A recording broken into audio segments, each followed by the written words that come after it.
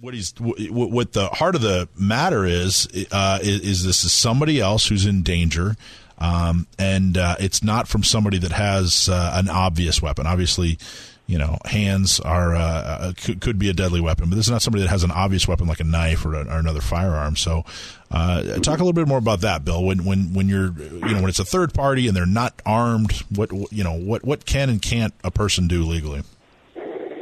So, again, depending on what you're afraid of, if you're afraid they're going to be injured, you could use reasonable non-deadly force, pepper spray, taser, stun gun, physical defensive tactics for reasonable force that's not deadly. You're not afraid the person's going to be killed. The courts and the law does allow you to use deadly force if you're afraid that person's going to be killed. The examples I would give for that, somebody hitting someone in the head or, like you said, beating them on the ground, maybe a much larger man beating a woman on the ground, there's a clear disparity of force. If you don't intervene, someone's going to die.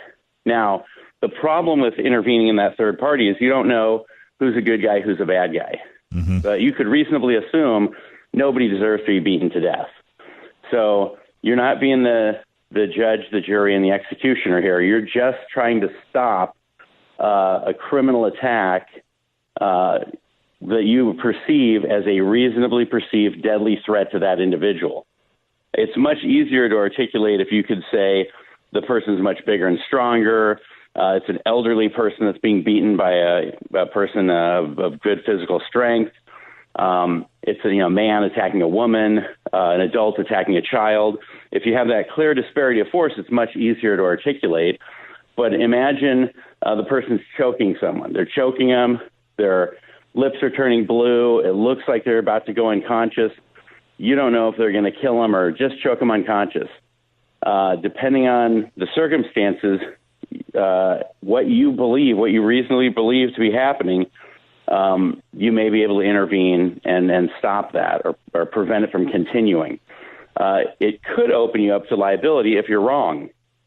So that's saying, one of the things we often say is kind of keep it to your immediate family, people where you can clearly tell what's going on. There have been examples where somebody intervenes in a situation like that, and they've saved the person, and then they're holding their gun on the other person that they've shot, and the guy that they were saving gets up and stabs them, or gets up and attacks them because it was two brothers that were fighting, which is not good. Just recently, we had an example where a CCW person came to the aid of another person, and he drew his gun, told him to stop beating the guy. Was an older guy, and as the guy's running off, the CCW permit holder's tracking him with his gun.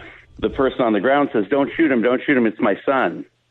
Jeez. So again, we don't know the circumstances. So the term you just used, I think, is really important: disparity of force. And I actually just did a real quick Google search, and Massad Ayoob. Who is Massad Ayoob?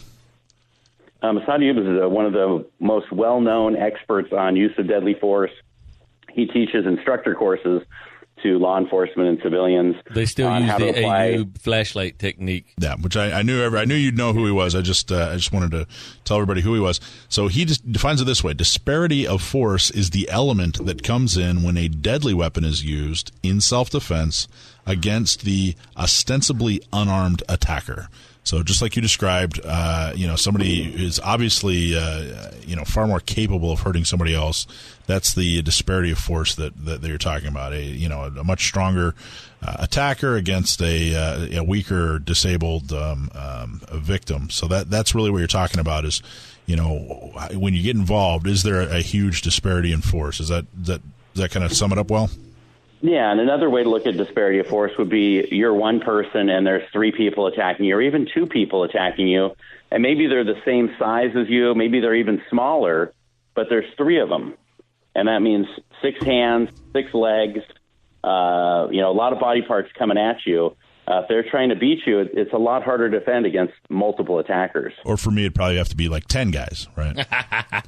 Yeah, definitely. One small girl. You're toast. Even on my best day. On your best day. Okay, well, cool. Well, I really appreciate that, Bill. And again, Bill Desy is with CCW USA.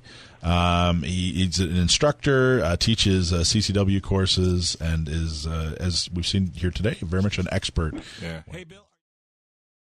Without someone doing something about it, it's not going to get any better.